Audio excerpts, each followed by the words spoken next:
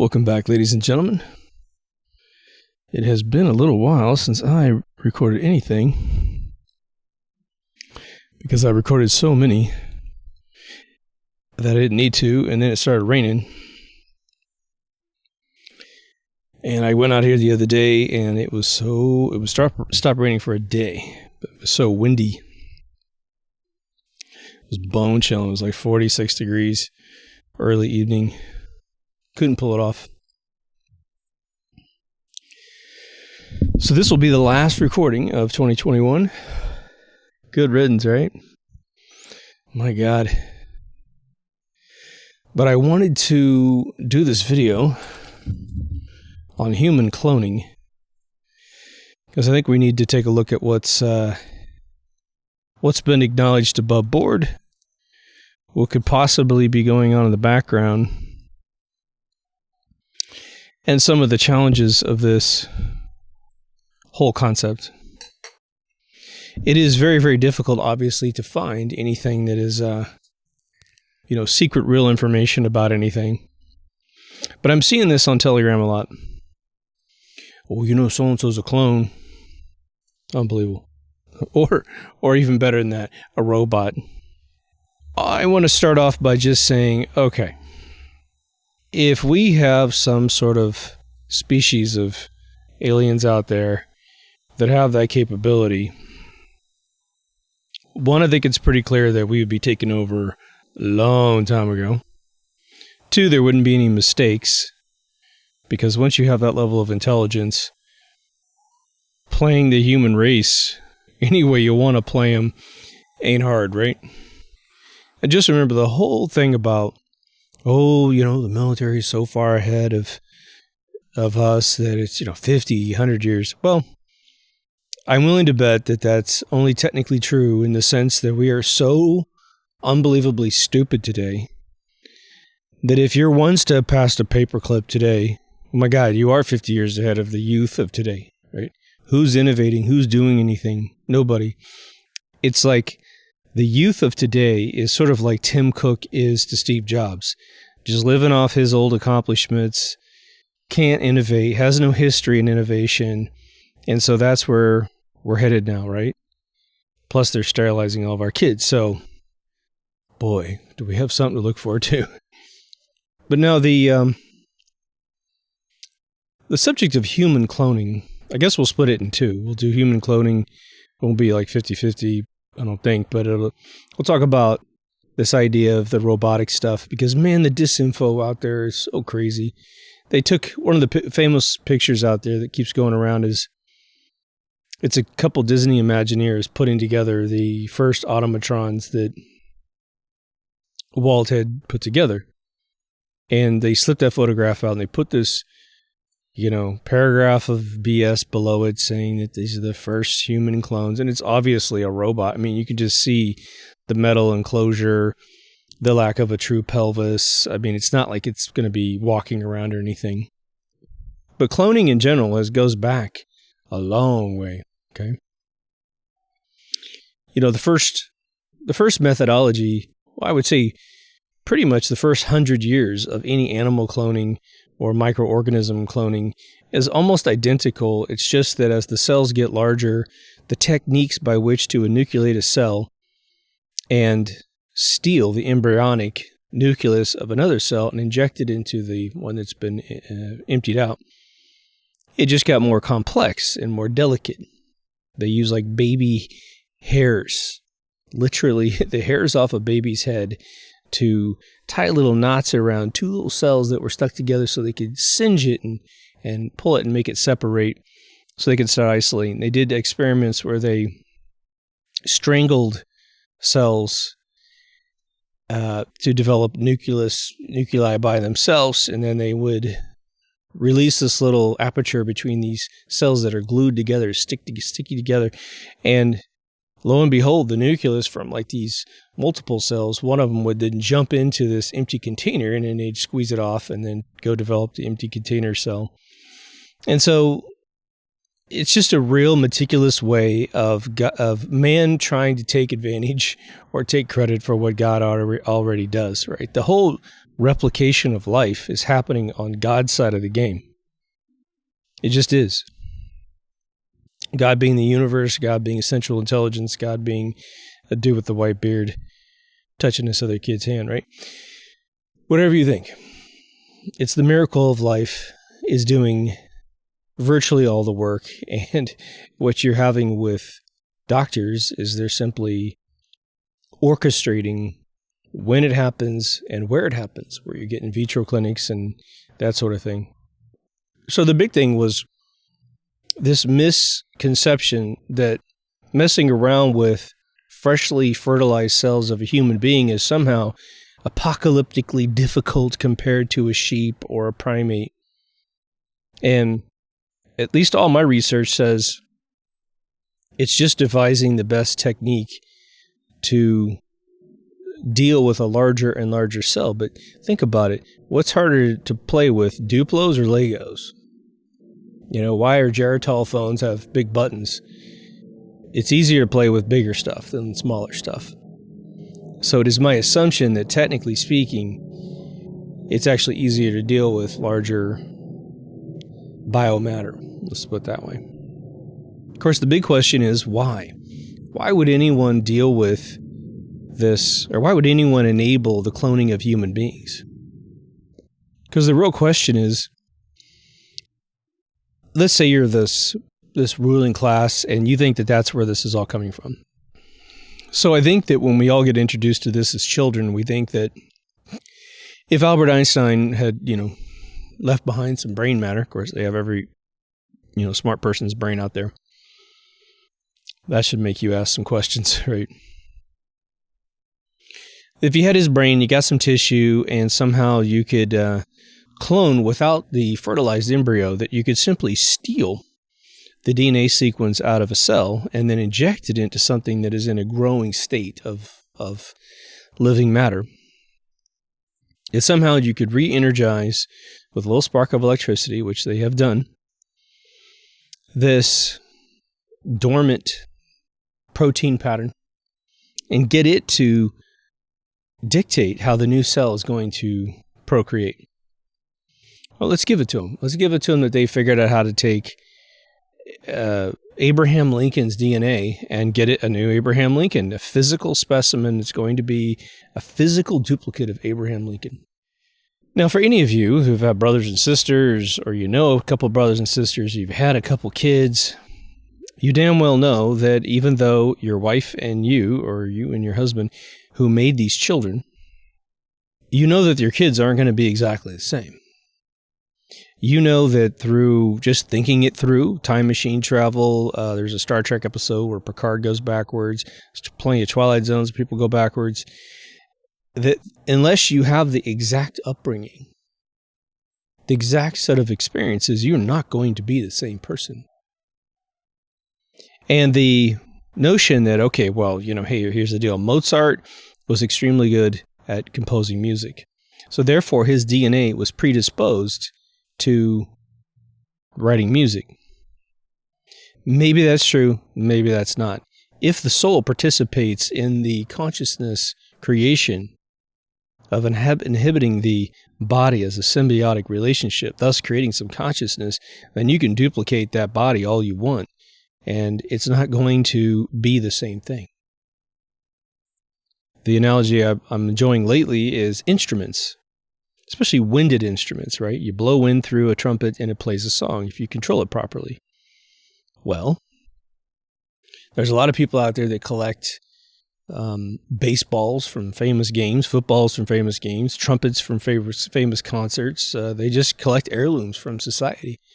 At no point when they pick up that device do they become the musician or the athlete that made something amazing. I could go to Sid Mead's house and probably pick up a couple of his old paintbrushes. I'm not going to paint like Sid Mead. It's not going to possess me to do it correctly. So again, we always have to ask when we think about these things, especially as it's being presented online, okay? Because this is where I kind of want to inject some rational thinking. Because people say this stuff so flippantly online. 45 is going around recommending this toxic stuff. Now, it may be that the military is taking control over that toxic stuff, and all the stuff being administered today is just a benign water solution. And so, not a big deal. And so he's like, yeah, take it. We've already controlled all this stuff. We're in the second stage of whatever thing that's going to happen. And then there's plenty of evidence it's going completely the opposite direction. But they'll just go, oh, well, that wasn't him. That was a clone. No problem. No problem for them to sleep at night going, I just invented the craziest excuse on planet Earth for why I don't have to be concerned with my savior and hero, my Christ on earth, telling me to go kill myself, So consequently, one of my very first writing projects as a young man dealt with not cloning, but the second tier of what was going on. And this is where I tried to find as much research as I could, and I had some pretty smart people around me at the time. And because there's a second problem with the notion that someone is saying that a former president, somebody that you thought was angelic, becoming, a POS, and then coming up with this excuse of cloning to make sure that it's not that person in your brain, it's some duped person. A lot of religious people will go with possession, and I feel like that has a little bit more ground to it than the lunacy of being able to clone someone who is in their mid to late 70s, and supposedly was incubated in a jar. Hell, I'll give you 20 years. And somehow you're getting this being duplicated DNA-wise, but somehow you're also able to get them to be 70 some odd years old. Now, the one thing I've never heard suggested by anyone, which I'm going to throw in here, is that somehow if you took the DNA from a 45-year-old male and you clone them, that you will get these aged cells that are already 45, and so they literally become a 45-year-old person. The lunacy of that concept is that in order to be born, one must gestate through a baby phase and get out of a mother's womb. So you can't just, unless there's something completely like some Matrix or some Demolition Man container where you're going to grow in some jelly and just become this thing. But once you're awake, again, does the DNA have the capability, or the protein patterns have the capability of storing all your memories and experiences? Hell no. Hell no. The brain doesn't store that stuff. That stuff's out in the cosmos, man. You got your database. You have a cloud, and it's called your soul, connected to the universe. That's where everything is stored. That's why they can't find it. And I know that might sound archaic. It might sound like I'm a caveman trying to make excuses, but simply finding out, like Kurzweil, how the brain actually functions and, electrically goes through exercises during memory storage or memory recall or using your hands or thinking about apples, is merely looking at the apparatus that is taking advantage of this connection, in my opinion. So the other thing that I think plays into this heavily in a conspiratorial way is simply that because the average person in this world that I have met doesn't, and God bless them, there's nothing wrong with this, they don't obsess on crap, right? They don't obsess on technology and think about things that hurt the brain in the I should say, with the intent to advance and break through certain concepts that are limiting man's overall consciousness development. Because they don't, a lot of technology of all walks of life, including how to get that oven light to stop blinking, they'll never ever learn it. They'll go straight to their grave. And I say, if you can live in bliss in that state, then I think you're winning the game. And I'm not even joking. Once you pierce through that barrier, which I think almost the Almighty himself, Matrix owners, it's like they try to discourage you from going there because they know that there's isolation on the other side of those concepts. If you've ever adhered to a theory that the public didn't go along with, you might be a flat earther and you're like, oh my God, if I don't find other flat earthers, I can't have a conversation. But then you might have, you're like, oh, flat earthers are stupid, but I think, someone else killed Kennedy. And, There's, depending on the age of the conspiracy or the theory, there's a lot bigger groups to that, right? So one of the reasons why I think this knee-jerk thing occurs about human cloning is just that it's beyond their comprehension of how those things would take place, and they're good with that, and so they're willing to just jump on board. Now, as an exercise, I totally support it. Why not throw it out there to see what people say? Maybe you don't really think it happens, but you throw it out there, and you're waiting for replies from smarter people than you to say, this can't happen because of this, this, and this. But even in the fictional book that I put together, where it was basically an alphabet agency that was creating their first prototype of a super soldier, not new, right? This was 1988, I think, when I was putting this together. I just sort of fudged the science to get this male to age quickly. And there was more to it than that. There was a supernatural thing that they didn't know was going on. But I could not find anything that would rapidly age something, because once you rapidly age something, you lose the integrity of the structure itself. And I'll give you a little bit of an example on that. I think most people that just have even a mild understanding of sort of the human body, that if you were 40 years old and let's say you're 5'8" and you're like, man, I wish I'd made it to 6'2". And because I had a friend of mine in high school, he graduated about 5'7", and his father was tall and his brother was tall, and his father was like, damn it, you should be taller. Whatever. His mother wasn't tall. And so he took him to Kansas City and got him these drugs. And I don't know what it was. About 10 years later, I go to my hometown and I'm buying a ticket at the movie theater. I hear this lurchy voice behind me. Is that Mark? And I was like, what the fuck? And I turn around. It's my buddy Jeff. And I'm like, holy shit, this guy. And I said, dude, how did you get so fucking massive, right? And he goes, well, my dad took me to his doctor in Kansas City and they gave me these pills. And his whole thing in high school was that he goes, they measured my wrists. And they said my wrists belonged to a 6 foot or whatever person. I put my fingers around his wrist and I think I could touch my fingers together. And I was like, try to put your fingers around my wrist, man. And it was just a ridiculous, hokey thing. But whatever, he got to be, I think, 6'4", 6'5". He was massive, dude. But what he's going to be dealing with that 6 foot and under won't deal with is this joint pain, this overstraining, and he grew so freaking fast he didn't develop naturally. And there's all kinds of problems. People get too tall. They have all kinds of issues. Well, imagine that at a microscopic level. You're trying to age a wine, say 20 years in 20 minutes. No matter what you do, something's going to be wrong with that wine. It's going to be sour. It's going to be weird. Things that should be naturally fermented away. I forgot what they call it that makes the wine sour. It's also in cigars.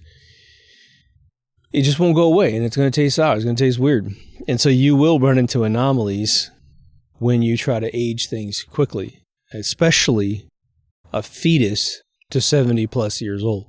You are not going to get a normal human being. You simply won't. And you're definitely not going to be putting it on camera to talk at some conference. It's just not going to happen. By the way, I want to say this early in the episode. If you folks have anything that is, I don't want to say official because that'll be crap. We all know official science is crap. If you have any sources that you think are valid, please do put them in the comments so that I can go off on a second journey. And I might do another episode about this with any of the updates. Now, there's all kinds of things about, aging, like it's the end caps of your chromosomes that age, and therefore, as they replicate in mitosis, the cell starts to age. It basically doesn't rebuild itself with the elasticity that it had before. It's pretty built into everything, wouldn't you say? What I do think is interesting is that it's really fleshy beings that have a very evident aging process. Even a gorilla starts to look old, doesn't it? A dog will start looking old. Its coat starts looking strange. The eyes look a little bit different. Our eyes typically will turn into cataract-y yellow colors. So it's very, very built in, and I think it's part of the design of the universe because we're only supposed to be here a temporary moment in order to learn something, maybe a little vacation from being a omnipotent Q out there in the world, right? Snapping our fingers and making things happen. But the big one is the psychological programming. Take the movie Blade Runner. The big epiphany of this Philip K. Dick novel, Do Androids Dream of Electric Sheep, is the notion that they made a lot of robots in the past, and they all had issues performing, and they were never able to truly replicate the human condition, which the Twilight Zone actually innovated this theory called memory tracks, and that's where Philip K. Dick got it. And I know Philip K. Dick wrote a X-1. I want to say that he actually authored one Twilight Zone, but I might be wrong about that. But there's Sing the Body Electric, I believe, is the name of the episode, and it is about this nanny, kind of Mary Poppins woman that's hired to take care of these kids, and she has a memory track, and the kids get to pick all the pieces and parts that put this woman together, and the father buys her. And the kids, all the kids love her except for one kid, and there's this moment, and it's a big turn in the episode where she wins over the child. And the interesting thing is, at the end of the upbringing, this nanny actually goes off to raise other kids, and it's kind of funny because they built her like from scratch, and so the idea that she's now going to be just accepted at a different location was really interesting. So a lot of thought has gone into this in the last 100 years of what would really give a robot an immediate emulation of a human being. And I'm not trying to transition into the robot thing just yet, but I mean, we have to account for this biology big time. How is it that you would believe, even if you believed all the cloning technology exists to pull this off, to age someone up to 70, whatever, how are you going to account for the fact that if you truly believe that the brain is nothing more than a bag of chemicals with all the electrical charges somewhere hidden in this tubular thing that is the human body, right? We're all just tubes, man. And somehow all the little memory bits are in there somewhere digitally. Not going to happen, is it? I think one of the biggest pieces of evidence that the brain does not contain your memories, but is merely your consciousness, which is your temporary memories you have loaded for that particular moment, is all these injuries that people experience or diseases where they cut out half the brain. Or someone gets a shotgun blast. Again, I keep mentioning the kid, and I think he's in LA. He lost both of his frontal lobes, at least the first top half of his frontal lobes, and he's fine. He looks absolutely wild, okay? But there is a disease where I forgot what it was, but they take out half your brain intentionally, and you're paralyzed for several weeks, if not months, and then your other half of your brain gains control. And the thing is if they truly did this, and I know there's all kinds of theories about it being stored in the lower back of your brain, but you would think that you would forget who you are. There'd be memories just gone forever. A whole cycle of your existence would be blacked out. But that isn't the case for these people. So why would they want to replicate human beings at all? They believe we have a population problem. So they sure as hell don't want to make this a turnkey solution. At any point, I don't think that they would want a turnkey solution for this whole thing. I think that a lot of families that I've heard of, in fact, I'll kind of blind this statement here. I know that there are delegates from various, I guess you'd call them races. This isn't a color-based statement whatsoever. But I've had people tell me that they're crossbreeding with other races because they know that they need to diversify their DNA.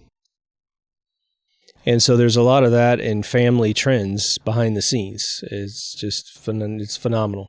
I've seen this in my own family, and man, they make some beautiful kids, let me tell you. So I know that that's occurring as well, which I think is very healthy for the human genome. We've got to mix up a little bit.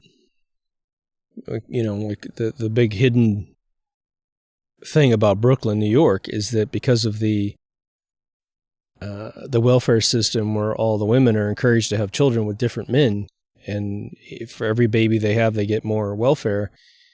Thank you, Democratic Party. And then now we have a huge problem of ancestral breeding in Brooklyn because these kids have no idea who their fathers are, and they're going across the street and dating a girl across the street, and it's his sister. And so they have a problem, and they don't want to admit it, and it's just something that, of course, this would rupture the policy of the keep the minorities down, right? They want this thing to continue. Now, in terms of, I just had this conversation tonight. In terms of the whole ancestral thing, and I don't mean father, daughter, mother, son, or whatever, but I'm talking about first cousin stuff.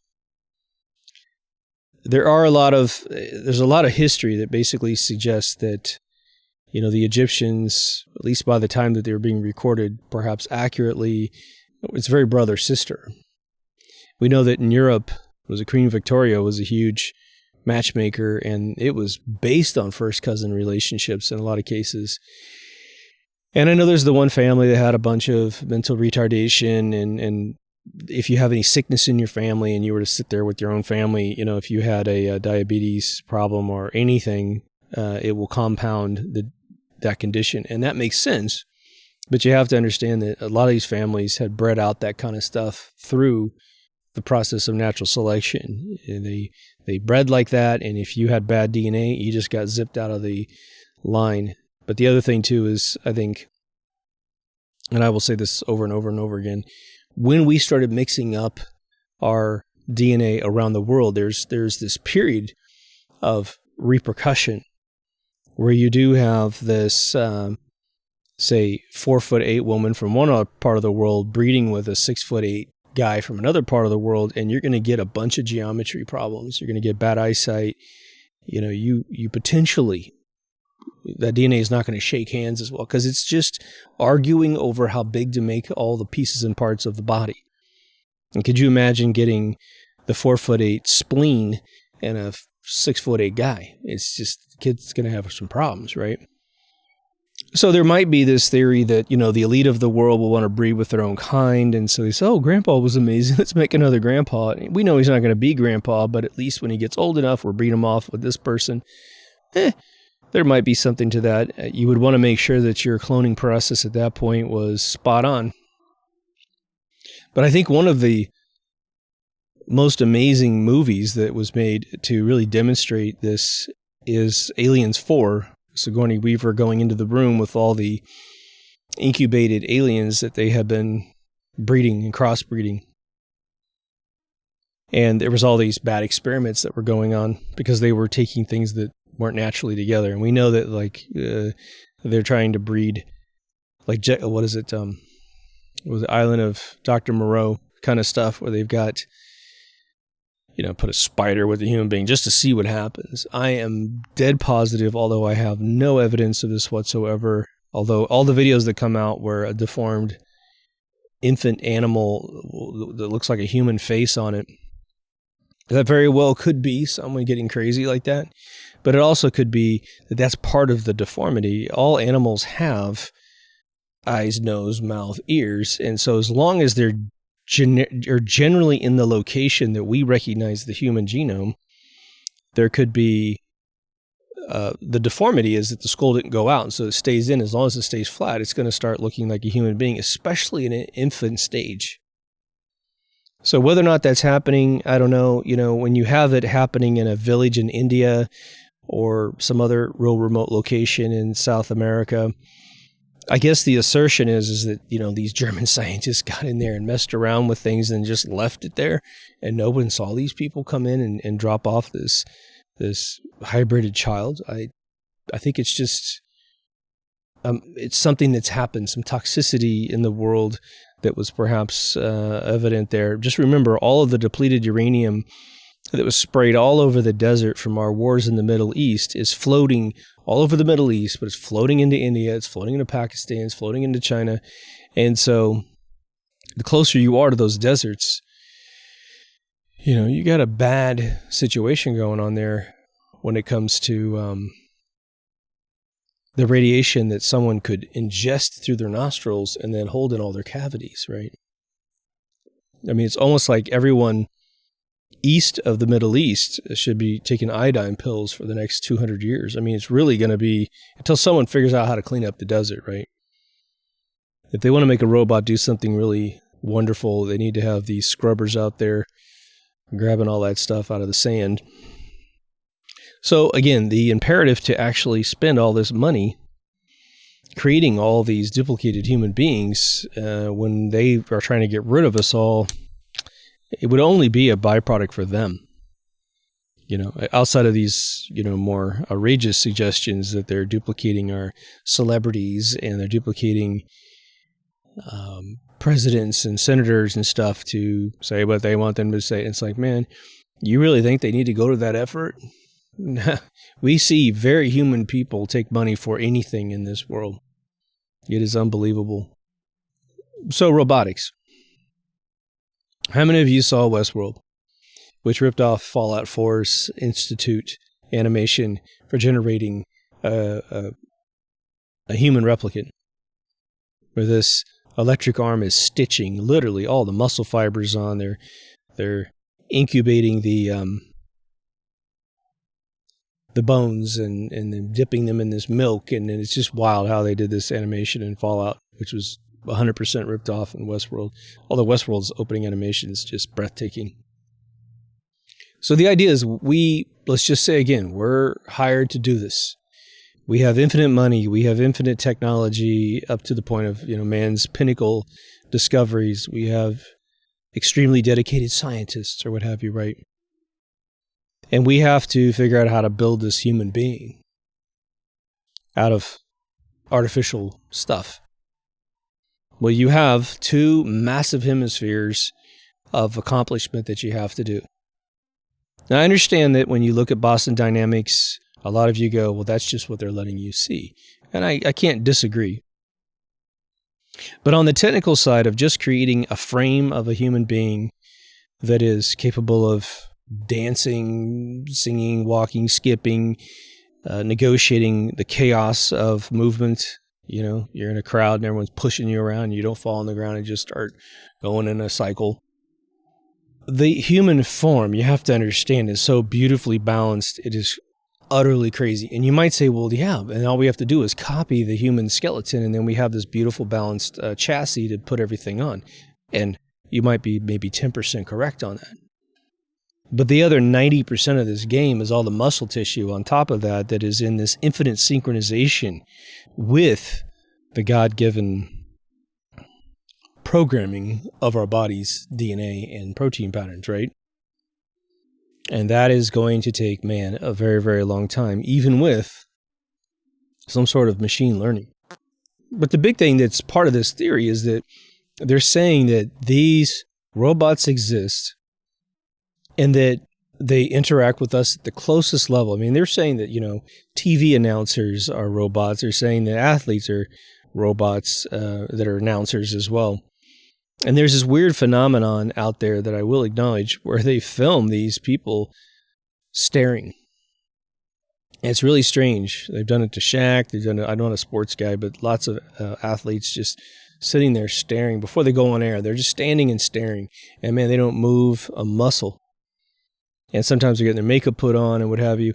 I think what you have to understand about that is that when you work as hard as they work, you're exhausted at a level that is pretty hard to conceive of. I mean, just that moment of just going, oh my God, what am I doing here? And you're concentrating potentially on things that you've memorized, especially if you are an announcer. Because the thing is, what if you're going to announce over a game and there's a few new players on the teams that you don't know? It's some team you don't really follow that much, but you're an announcer and you got to memorize all this stuff.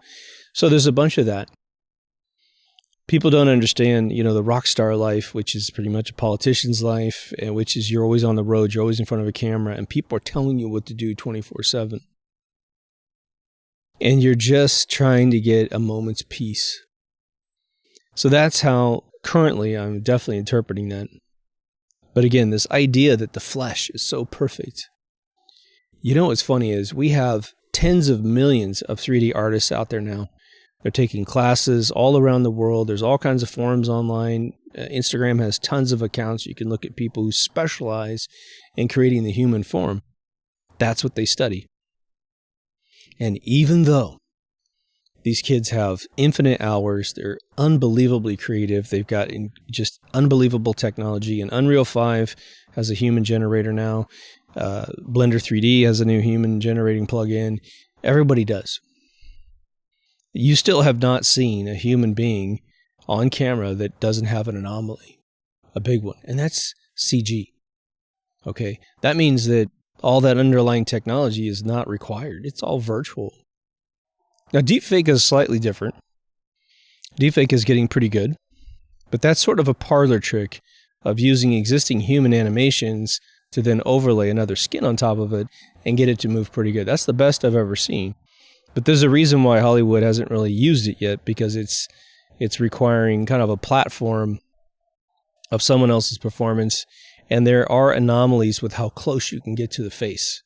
So when you see, was it Bill Hader on was it the Jimmy Fallon show, or no, it was on Conan O'Brien show, and he starts doing Arnold Schwarzenegger and they deepfake his face, and man, it starts looking amazing. All the Tom Cruise things, you have to pay attention to the fact that they're pretty far away from the camera. The best one in the world that I've ever seen is the deepfake of Jim Carrey doing Jack Nicholson in The Shining.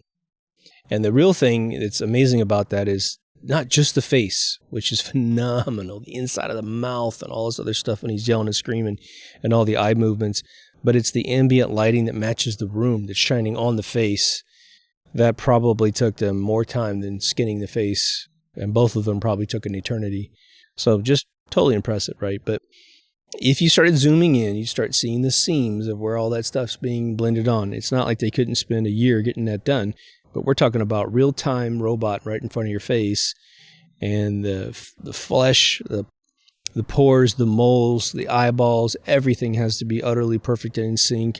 If an eyeball didn't have the right level of moisture, you're going to subconsciously feel that. And, I asked a friend of mine, he was a director of a lot of CG. I asked him what it was like, to direct some of this CG. I said, weren't you terrified, when you were one of the first people in the world to ever do it? And he says, not really, because he said, no one had ever seen this stuff before, so I could do whatever I wanted. And he said, this conversation you and I are having at lunch, he goes, this is the stuff that's terrifying, because everybody knows how this goes. And so take that theory and multiply it times infinity. You know what it's like to sit in front of another human being. You've been doing it your whole life. You know what it's like to look in the mirror. You just know. Now, on TV, we might be able to cut them some slack. But that's not the assertion online, is it? That I'm trying to add some clarity to. So the other big part of this has to do with the consciousness that you're going to simulate. The Turing tests, and if you're not familiar with that, Alan Turing, who was the genius who started this whole notion of let's use computers to simulate human behavior. Thus, after he killed himself, they kept having the Turing test. And if you could put a wall in a room and have human beings on one side and computers on the other side, and they could have conversations, and they don't know whether or not they're talking to humans on the other side or not, but they all chime in and say, yeah, we think we're talking to all human beings, then that program passes the Turing test. Now, I am sure that with machine learning today, and having it probably about 20 years old, even though in our realm it's maybe 10 years old, it's probably damn good, for sure. But that's in a very controlled environment. In a laboratory, you do not get to see the other person. You are talking to text, whether or not it's a simulated voice or not, right? Why is it that most synthesized voices have anomalies? They can't figure out the difference between read and read. Come on, man. Give me a break. When you try to apply that AI to a three-dimensional being, it's going to be in the room with you. My God. Can you imagine trying to simulate what it would be like to be you? I want to replicate you. How much data do I have to have on you to replicate you? I mean, you might have a little tick. You might have a little thing you do. What happens when I don't talk to you? When I put you in an anomaly? meaning I should be talking to you. We're in a room together. We're at lunch together. We agreed to be at lunch together, and I just stopped talking to you. And you keep talking to me, and I don't reply back. What's the I do then? Because a human being would start, what's up, man? What's going on? You okay? And then you just start smiling at them like, yeah, totally fine, but you don't talk. I mean, you just totally treat them asymmetrical, and they're going to cave in on themselves if it's artificial intelligence that through machine learning has only learned normal behavior. And as I've said in several of my AI episodes, the thing you have to remember here is that the expertise of the AI programmers of today is largely left brain. I'm sure it's drifting a little bit right as they figure out that that's what's necessary. But if the foundational platforms that are written to accept whatever programming are still very left brain, meaning, I hear what you're saying, right brain person, but our system doesn't do that, And if there's not someone swinging a gavel in the room going, we'll get it done, right? You got to account for everybody in this room. No excuses. Your job is to do what you're told. They're going to figure out the consciousness, personality level of like programming a host in Westworld. You're to build whatever they need. You serve them. If that's not the mandate of a program, you're not going to get a very good result out of this thing.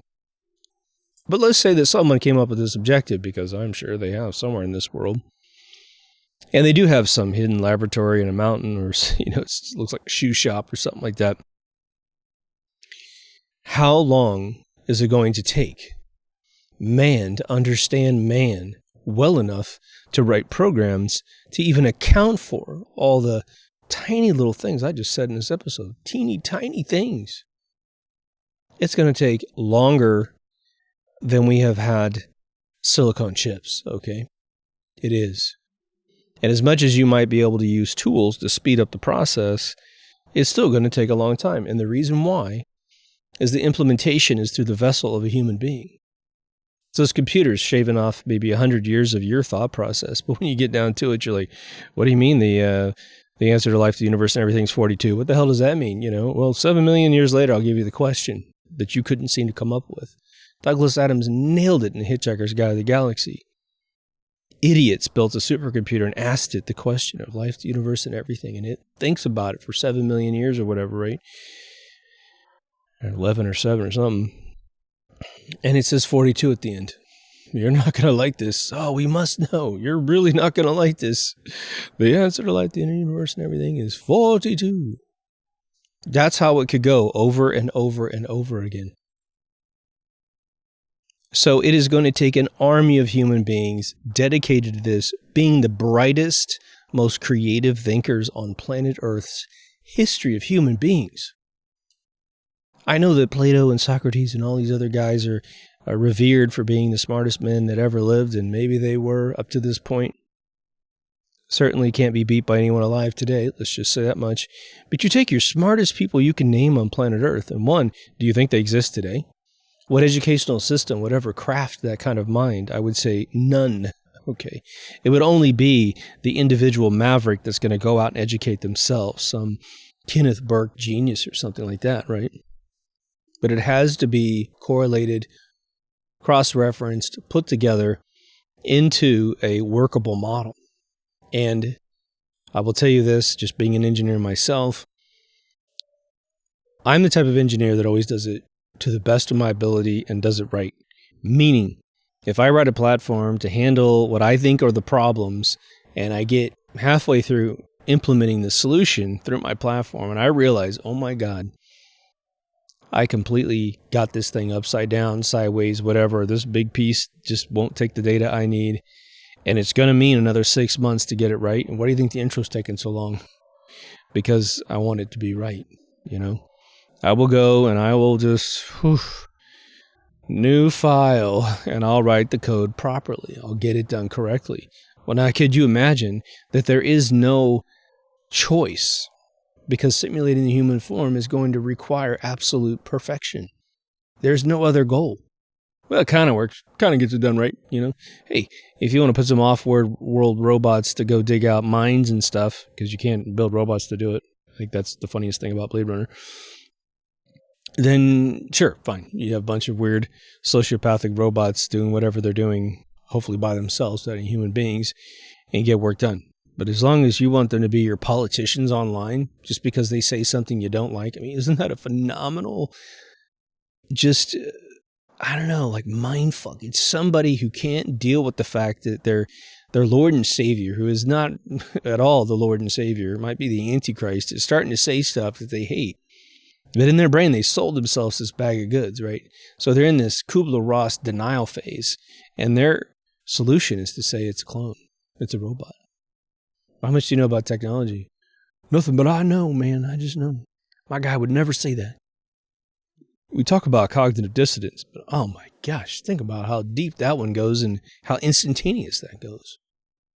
Now, the amazing genius algorithm is a very phenomenal phenomenon in this world. The Nikola Teslas of the world. That, you know, again, he had, I think it was typhoid or something. I mean, he got sick for a long time as a child. And he said that once he recovered, his brain was different. It was almost as if he was evolving. I mean, in a science fiction novel, you might write that he was being injected with a super intelligence like Burgess Meredith in Twilight Zone.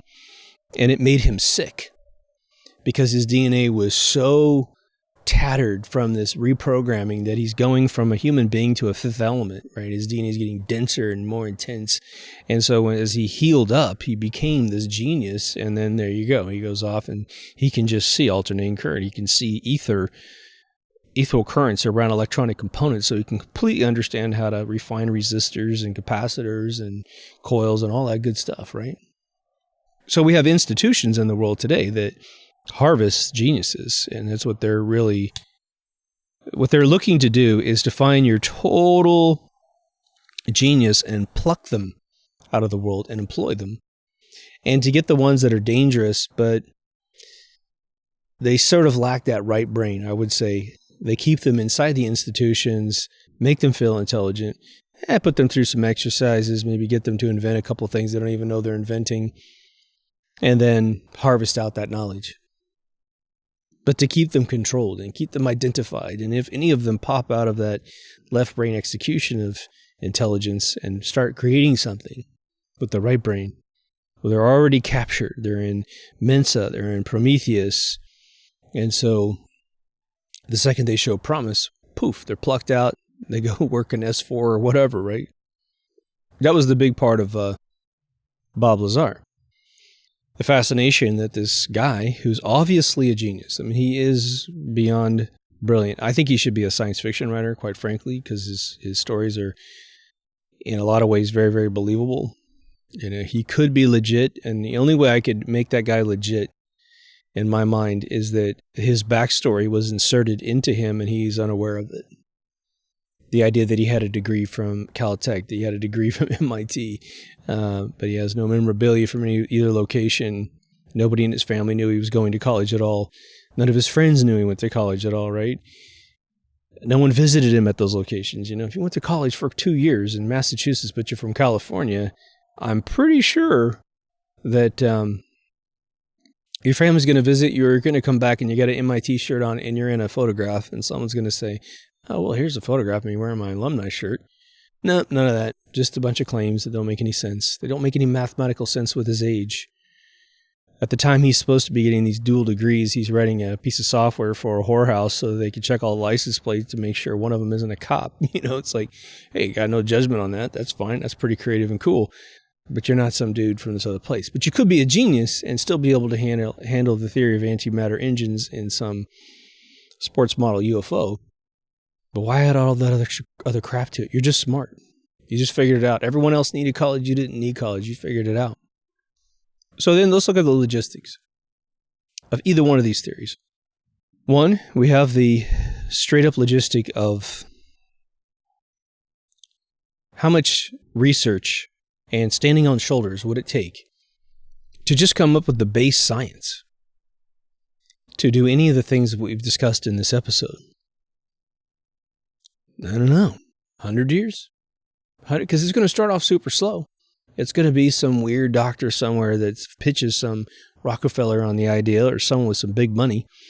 It's got to support them while they go off and do this research. Or maybe they've got some other day job, handling, patients, and then they've got this really well thought out plan so they can accelerate whatever they're doing in private. But without being fully dedicated, I don't think you get a whole lot done. A lot of people who've accomplished amazing things will always tell you, if you want to write screenplays, you can't do anything else. You just got to write screenplays. And they're right. You want to become a musician. Well, that's all you can do. Become a great actor. You got to just only do that.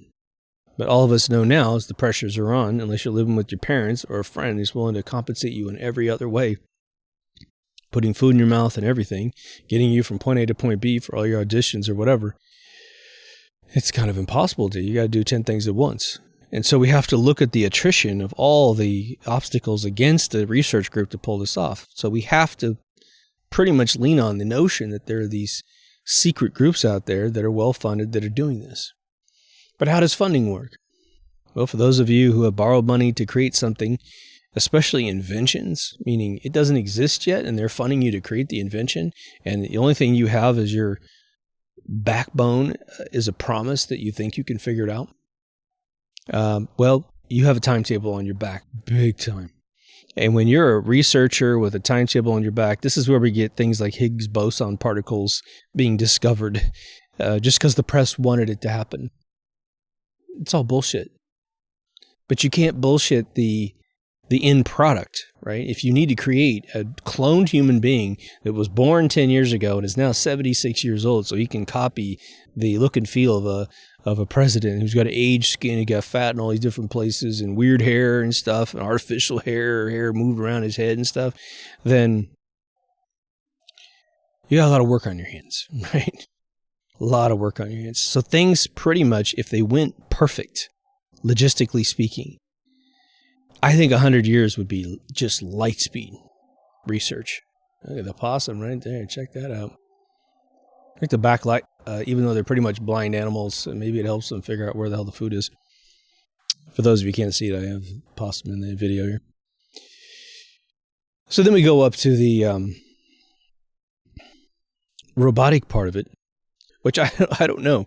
I mean, you would hope that if you're cloning a human being, that God's taking care of most of the work for you, and that you're just kind of tricking it to get older. You're tricking it to be a particular way. But then again, trying to raise a human being in 10 years to know the life of a man who has lived a baller's life for pretty much his whole existence. I mean, how would you even know who this person met? What if someone walks up to this person and goes, "Hey man, you and me, we're best friends," and the clone's going, "I don't know who you are." I mean, how could you account for everything? You can't. But a robot is going to be manual transmission the whole way. You've got to have electronics down. You've got to have robotics down. And we haven't even talked about probably the biggest Achilles heel for all this Boston Dynamics stuff, which I think we could maybe theorize they've got a solution to this. But it would be the power supply. The power supply for a robot. And especially, the kind of robots that keep getting talked about online. It's like the Project Looking Glass time travel bullshit that was out there. It's like, oh my God. And I apologize if you fell for that. I mean, you can have fun with it as an entertainment piece, but to really truly believe that they figured out time travel when time is pretty much a fucking illusion to begin with, and I don't know, it's just whatever. The power supply would have to be something that is based on a lot of the zero-point energy systems, and quite frankly, it would be Tony Stark technology.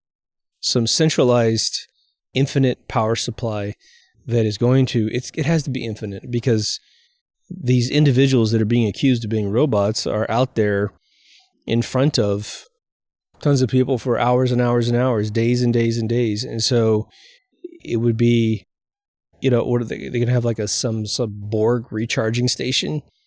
They don't go to bed. They're being handled by crazy intelligence people. Plus the notion that pausing in public means you're a robot. I'm going to tell you that it's human beings that pause in public. not robots, right? Not robots with infinite power supplies, right? Where you get a software update, really, So you have electronics, which have to be super duper miniaturized. Someone has to emulate all of the muscle tissue in the human body and then orchestrate, even if it's the Fallout 4, but the Westworld technology. It's going to have to orchestrate all the muscle tissue. I mean, how many millions of muscles do we have in the human body that don't have a name? Or they got a group name, But there's like millions of fibers of things pulling on each other. Yes, we do have synthetics that will react to electricity, very similar to the muscle tissue in a human body. That's true. But making sure that you have some synthetic muscle that is going to react exactly like the one that's in the human body is unbelievable. I mean, just meaning for me, it's unbelievable. Because it's going to have to be an almost replicant of the human body. Why?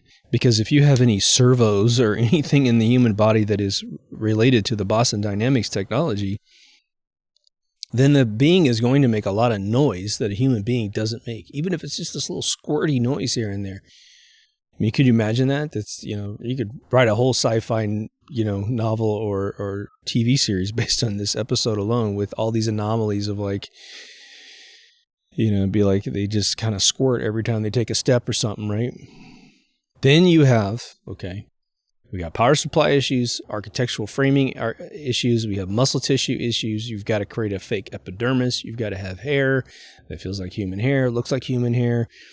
And yeah, you might have a policy in your brain where it's like, we'll just keep them like 50 feet away from all other human beings.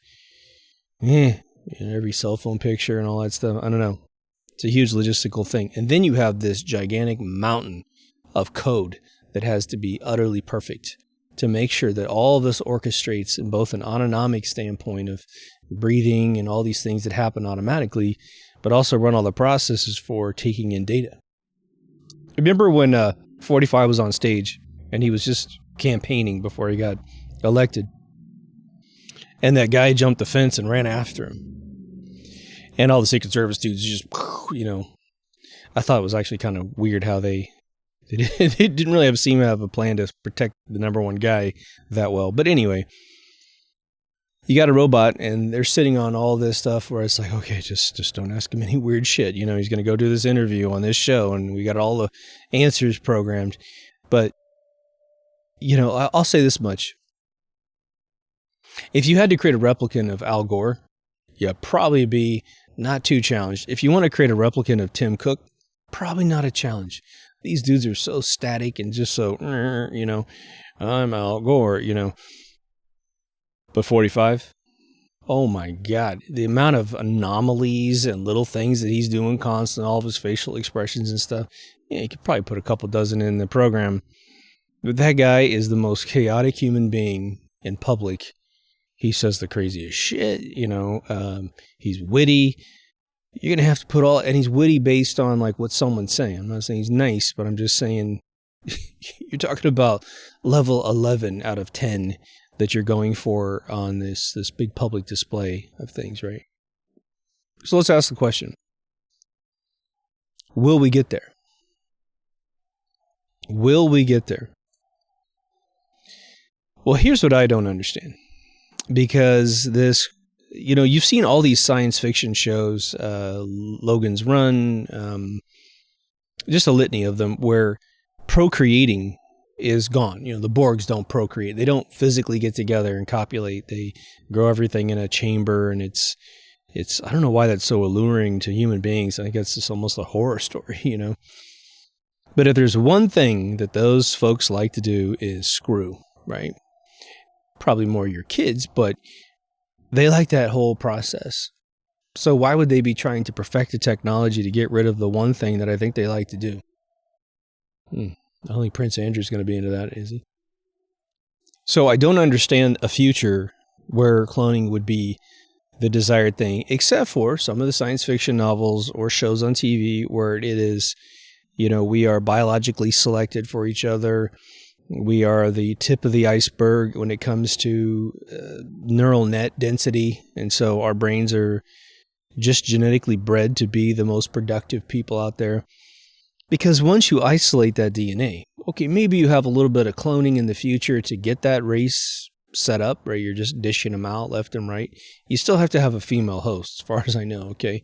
You need a placenta, and you need a umbilical cord, you need nourishment to be put in the baby. And I don't think that you could simulate that into some, it's an organic umbilical cord that goes into a synthetic ceramic tube, and then, the kid's getting what they need. Maybe. You see it in so much sci-fi that I think when you start thinking about it, you start going, well, shit, was that real or was that fake? And it's like, it's all fake, okay? It's all fake so far. And so you might set up a race that way, but that's it. Okay, maybe if we ever got, if we're not on a disk and we're on a ball and there are planets out there that are like Gaia, and you're like, okay, what we're going to do is we're going to send this bundle of DNA in this container in a probe, and it's going to land on a planet, and it can sprout open, and it can, judge what's going on, and hopefully put a shelter up so that predators don't eat these poor kids that get born. But who the hell's going to raise kids? The kids have to be fully incubated out of our tender childhood. A kid is vulnerable forever, man. When would you let your kid walk across the New York street without you holding their hand? How old is that? 14, 15 maybe? And you're still biting your nails, man.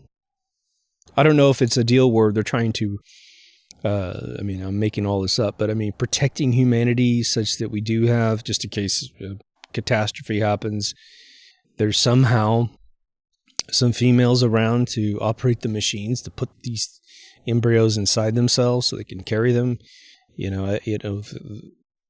Obviously, there's a bunch of gross combinations of having animals versus human, whatever.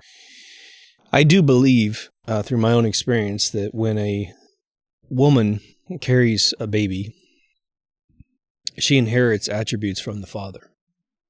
My own kid's mom, she used to call me and say, man, how I always hated that food and you always liked it? And she goes, I don't know why, I totally love it now. And there's a bunch of those things. And so it makes sense. She's growing a mutual DNA between the two of us, and she most likely will cell mimic part of that sort of genetic code preference.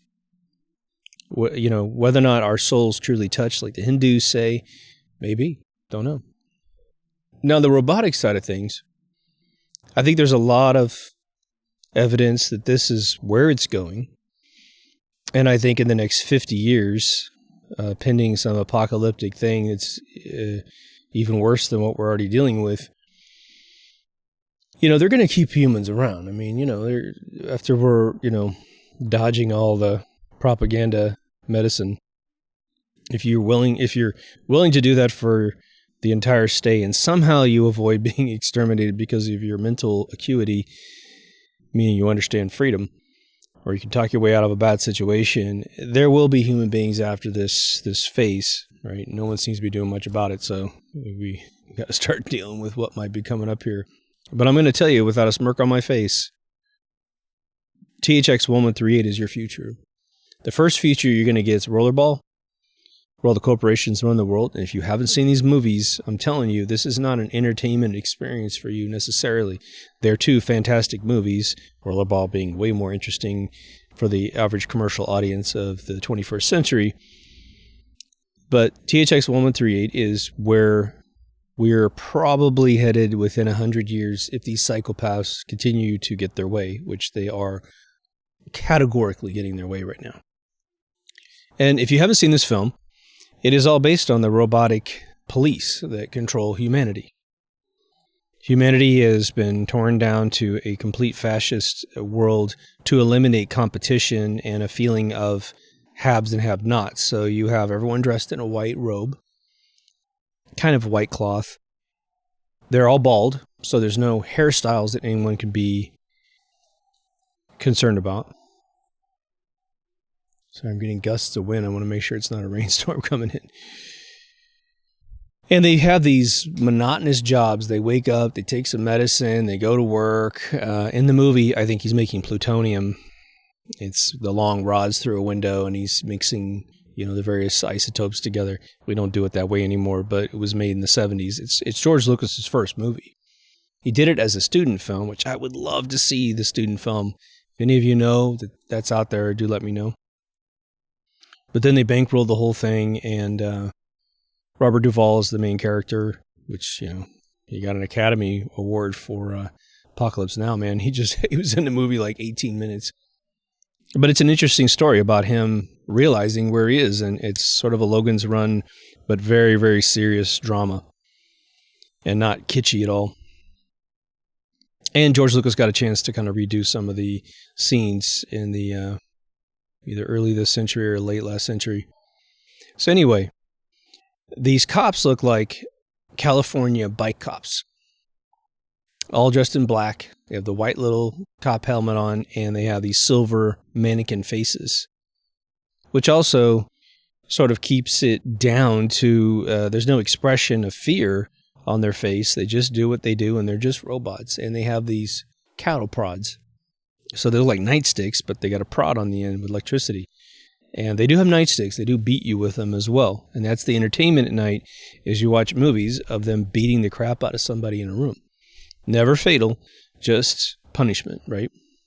The other thing that's in there that is very important for you to think about is the transformation of religion in this movie, because you're living in this really weird world, and you have to get used to, what's going on, and you're like, where the hell am I? Especially when you see it and there's not someone like me kind of setting it up for you. It's an interesting experience. But there's a point in the movie where Duvall wants to talk to a religious source in order to deal with his problems where he's waking up, right? And he gets in this phone booth thing, and he sits down, and this sort of laminate with Jesus Christ on it, a more kind of Eastern Orthodox Jesus, is there. And he talks to this AI. And it gives him some generic advice about how to, move on with his life and stay true to the whatever world we're in, right? And the interesting correlation with that and Blade Runner, or sorry, not Blade Runner, Rollerball, 1975 James Caan Rollerball, is there's a point where the main character, Jonathan E., is trying to figure out who makes executive decisions in the world. And he's such a famous rollerballer that he can do pretty much what he wants. And he flies to Geneva, and he goes inside this building, and he talks to this professor who, let him know as they're walking down a staircase that they had lost the 1200s that year, or that day, or whatever, that week. And he's like, what do you mean? He says, well, yeah, someone misplaced the hard drive, which was all, it wasn't a hard drive, it was all these disc drums. 1975, right? He said, oh, don't worry, it'll show back up. But there's how, it's a tiny little statement that everyone misses in the movie that basically reminds you that because everything's getting digitized, they can erase your ass 1,000%. If you didn't print out 10 photo albums and mail them all around the world to your family so they can get lost somewhere, you didn't exist, dude. Chick, whatever. You don't exist. They erase you. And so just bear that in mind as you get all excited about cloud technology and hard drives, man. Your hard drives can get EMP'd. Your hard drives will deteriorate and die. Discs, CDs, and that kind of stuff, they're still a liquid object, and they will eventually be unreadable. And it's interesting how just a photograph from the 1800s lets you know who your great-great-great-grandfather was, or grandmother, or whatever. A book with things written in it will tell you your family history. I mean, again, I was telling you guys about helping a friend of mine who was from a really upper class family, and I was being hired to redo their family crest. And he let me look through this book that had him back to 1520. And that was just one book. And you got to be a baller, upper class family to have it back that far. But I mean, it was battles and who died and just unbelievable history. And it's scribed back then. I mean, this book was insane. His father's book collection was like, I don't know, $350 million, So I do think 100% that outside of some unforeseen cataclysmic thing that stops them from what they're doing and them getting eradicated from the planet and no one else taking their place, that the robot world is coming. You see it all over the place, right? You see these robots all over malls, even before the coup hit, Saudi Arabia They had debuted robots that wrote you traffic tickets, parking tickets. So that whole thing's being automated. But I want you to think about for a split second. Because we throw these little conspiracies around and we don't really think them through, in my opinion. I don't talk to anybody who's thought them through. You guys would be the number one audience who would, in my opinion. But this utter transformation of humans answering to machines, that transformation is so massive and so scary that we really got to think this thing through. Douglas Adams had a part in Hitchhiker's Guide to the Galaxy where machines basically got to a point where they uprose against humanity, and humanity had to fight back and kill them all. There was a... I had to look this one up. Antonio Banderas did a movie called Automata, Automata. And I will tell you that there is... another great tale in that movie. It's really cool, man. It's an indie film. I don't even know if it's free anymore. It used to be free on Netflix. It's one of these films where they release it, they find out that it's got a cult following, and then they yank it for purchase only. But it's about him being a insurance agent who goes out to homes that had robots that went bad, and the families are trying to collect insurance on a robot going bad, a robot breaking down. And he's like an insurance agent for the robot company. But the twist to the story is he is walking through an alleyway and he notices one of the big things is to hire a robot. It's like if you're homeless, you can find pieces and parts of a robot, put them together, and they will beg for you while you're asleep. And so you're 24 hours begging. And he walks by this one robot and it's begging for this dude, and it kind of hides himself as he walks by, because these things are supposed to be very robotic, because they went through this stage where they were very human and people didn't like it and they got out of control, just like Douglas Adams said.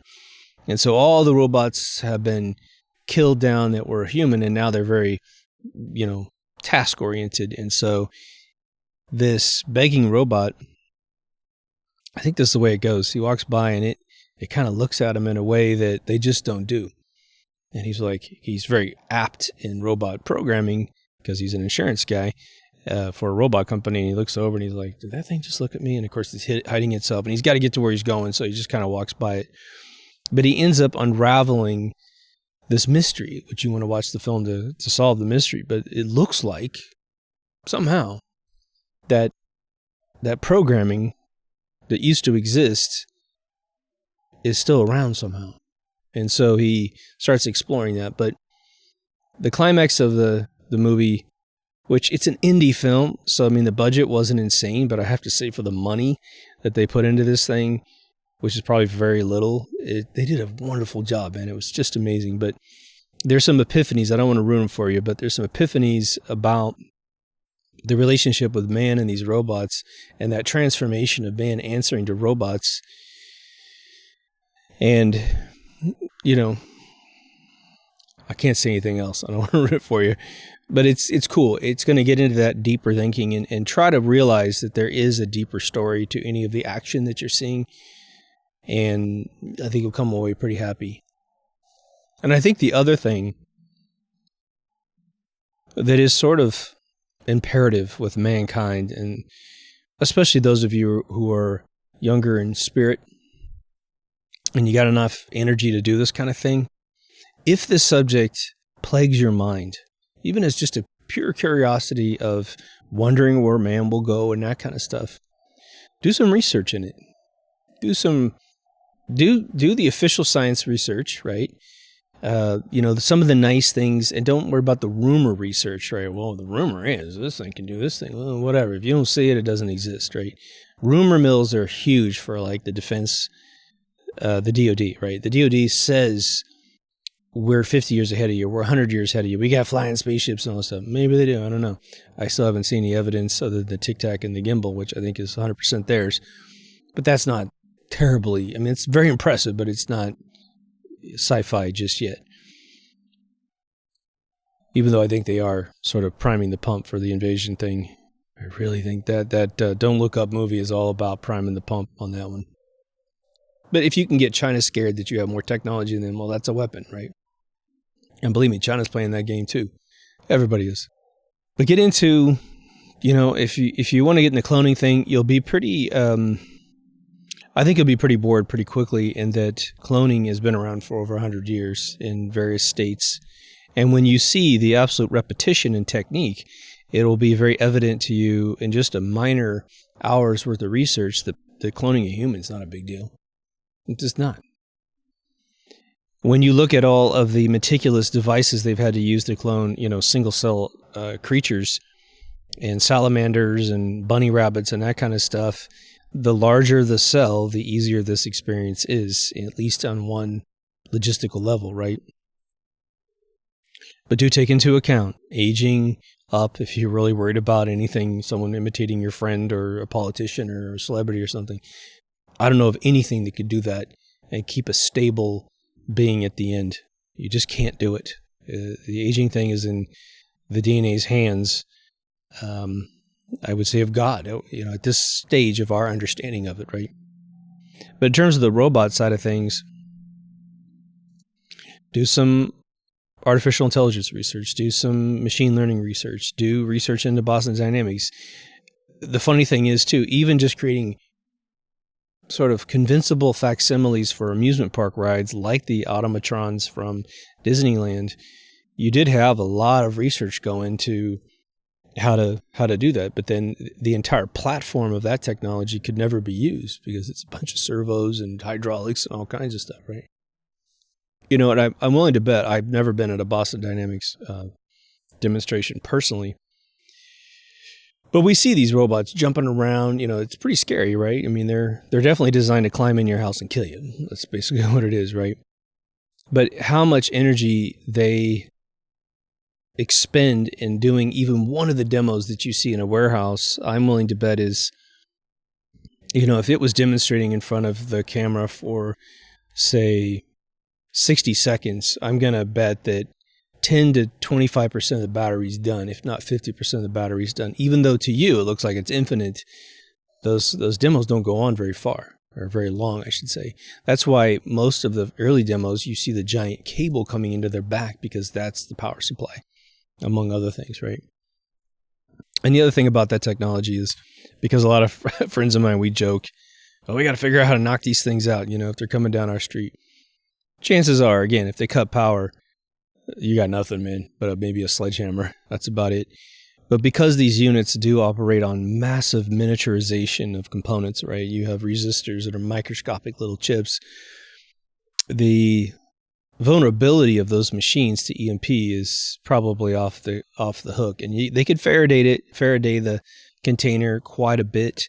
But Faraday does have its limitations, and it obviously, any type of Faraday fabric you might put on it, although they could probably make it pretty nano-sized at this point, it does add weight onto the machine. Every ounce of weight on a electric vehicle, keeps it from, efficiently using the batteries.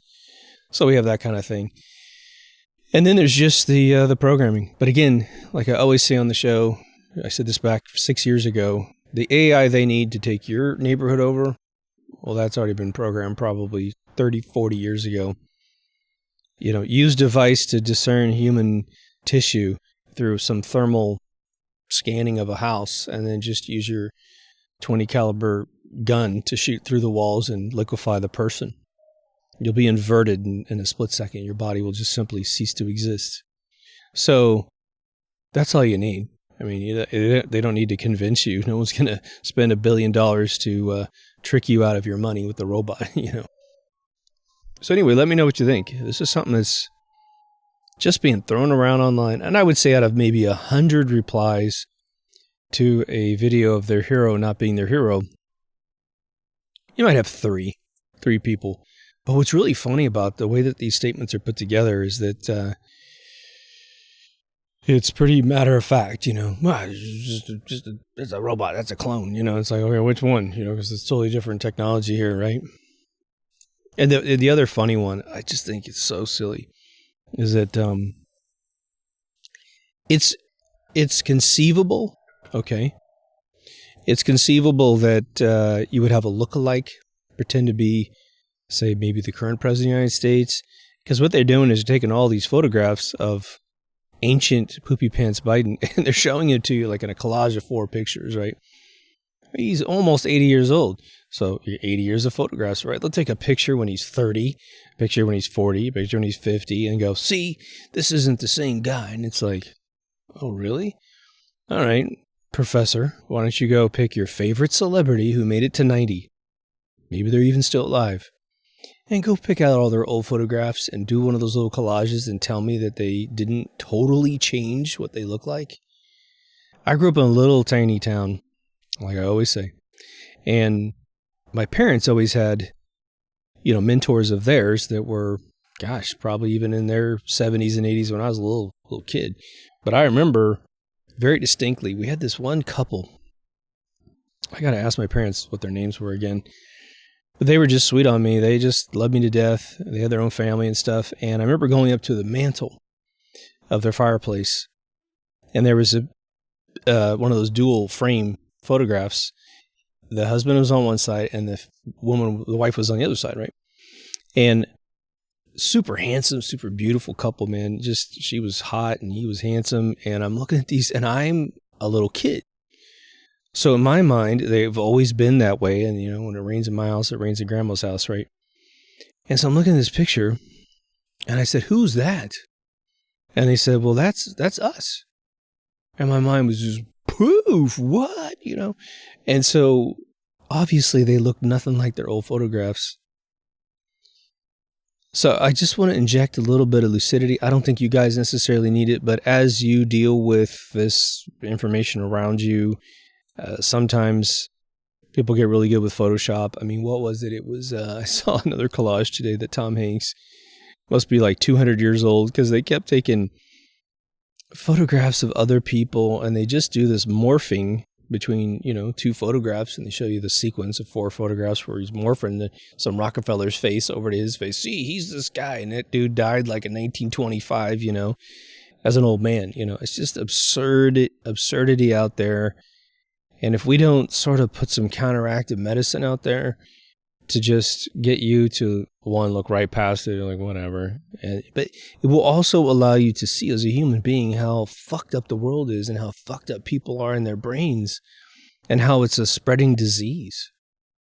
And then as you try to do a calculation for where the world's going to be in a year or 2 or 3, or whether you think this is like, what is it, that Max, whatever, Jocelyn or whatever name, her court case is going to change anything. What, are you kidding me? They got their way, man. Everything is sealed. No one's going to get in trouble. Oh, maybe Prince Andrew gets another swat on the hand. Big whoop. These people are untouchable, man. They aren't really.